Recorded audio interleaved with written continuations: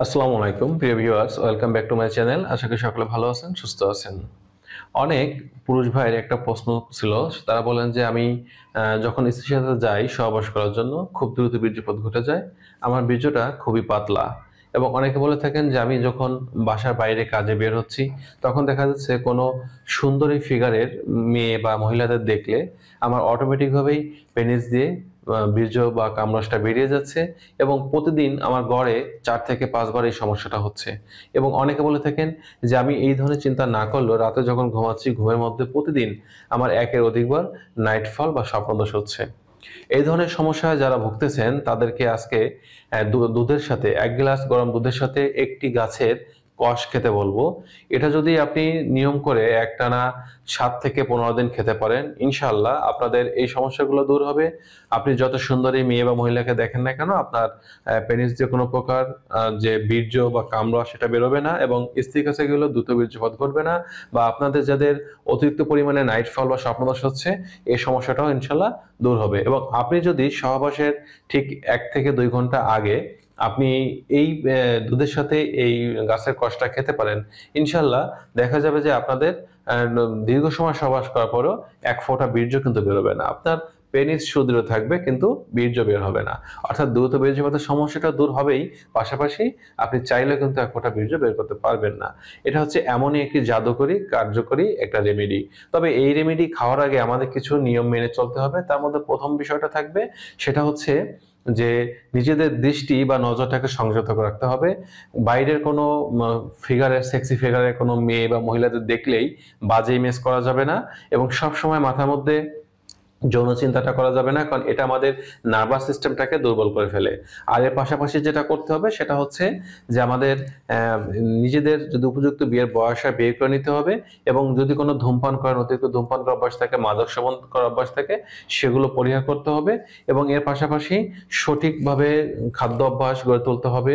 পরিমিত পর্যায়ে পুষ্টিকর খাবার গ্রহণ করতে হবে। রাত্রে ৯টা থেকে ১০টার মধ্যে ঘুমাতে যেতে হবে, কারণ আপনি যদি রাত জেগে থাকেন বা সঠিক সময়ে ঘুম না পড়েন তাহলে আপনাদের শরীরে টেস্টোস্টেরন হরমোন লেভেলে ঘাটতি দেখা দেবে, যার কারণে এই ধরনের সমস্যা দেখাটা স্বাভাবিক।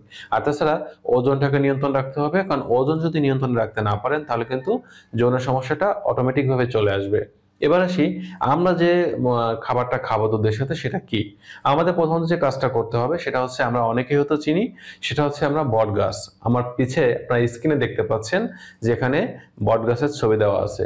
আপনারা এই বট গাছের ছোট্ট একটা ডাল ভেঙে বাসায় নিয়ে আসবেন এবং আপনাদের কাজটা হচ্ছে, আপনারা যখন এই দুধের সাথে এই গাছের কষটা নিবেন তখন যেটা করবেন, বট গাছের ঠিক যে পাতাটা দেখতেছেন, পাতাটা যে ডান্ডির সাথে মেশানো আছে বা বোটার সাথে আছে, এই বোটার ওখান থেকে ছিঁড়বেন। পাতাটা ছিঁড়লে দেখবেন যে ওখান থেকে কষ বের হচ্ছে এবং আপনারা ১ গ্লাস ফুটন্ত গরম দুধের মধ্যে প্রথমে ১ ফোঁটা কষ দিবেন, দিয়ে নাড়তে থাকবেন। এরপরে আর ১ ফোঁটা কষ দিবেন, নাড়তে থাকবেন। এরপরে আর ১ ফোঁটা কষ দিবেন। পরপর এভাবে একটু বিরতি দিয়ে দিয়ে ৩ ফোঁটা কষ আপনারা দুধের মধ্যে দিবেন, দিয়ে ভালো করে এটাকে মেশাবেন। মেশানোর পরে আপনারা খাওয়ার পরে, বিশেষ করে রাতে যদি স্ত্রীর সাথে সহবাস করার আগে খান তাহলে অবশ্যই আপনারা ভাত খাওয়ার কমপক্ষে ০.৫ ঘন্টা পরে আপনারা এই মিশ্রণটি খেয়ে নেবেন এবং এটা খাওয়ার কমপক্ষে ২ ঘন্টা পরে আপনার স্ত্রীর কাছে সহবাস করতে যাবেন। আর যারা অবিবাহিত আছেন, যাদের দেখা যাচ্ছে কোনো ফিগার, সেক্সি ফিগারের মেয়ে বা মহিলাদের দেখলেই প্যান্ট পাজামা ভিজে যাচ্ছে, এই ধরনের সমস্যা যারা ভুগতেছেন এবং শরীর একেবারে দুর্বল হয়ে গেছে, মাজা ভেঙে গেছে, চাপা ভেঙে গেছে, মাজা শুকিয়ে গেছে, এরকম সমস্যা আছেন, তারা কখনোই রাতে খাবেন না।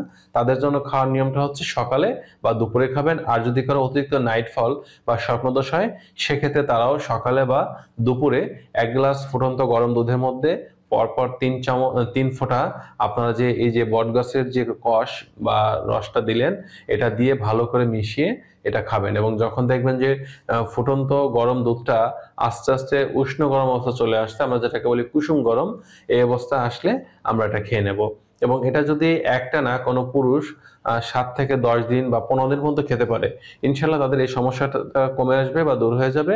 এবং যে সকল পুরুষরা দেখা যায় দ্রুত বীর্যপাত ঘটার কারণে আগে স্ত্রীর সাথে সহবাস করতে পারতো না, তারা এটা খাওয়ার পরে দেখবেন যে আপনি দীর্ঘ সময় সেক্স করতেছেন কিন্তু আপনার বীর্যপাত ঘটতেছে না। আপনার বীর্যটাকে এত ঘন এবং আঠালো করবে এবং এতটা আপনার স্ট্যামিনা বা যৌনশক্তিটা বৃদ্ধি করবে, যেটা খাওয়ার পরে নিজে কিন্তু বিষয়টা উপলব্ধি করতে পারবেন। তো বন্ধুরা, এই ছিল আজকের বিষয়। তো ভিডিও যদি ভালো লাগে লাইক দিতে পারেন, বন্ধুদের শেয়ার করতে পারেন। আর যারা চিন্তা করছেন যে আজকের পর থেকেই রেমেডিটা খাবেন, খাওয়া কতটুকু উন্নতি হলো, কমেন্ট বক্সে কমেন্ট করে জানাতে ভুল করবেন না। আর আপনার কোনো নিকটাত্মীয় থাকলে তাদের মাঝে ভিডিওটি শেয়ার করতে পারেন, কারণ তারাও এটা দেখে যেতে উপকৃত হতে পারে। এই ছিল আজকের বিষয়। আল্লাহ হাফেজ।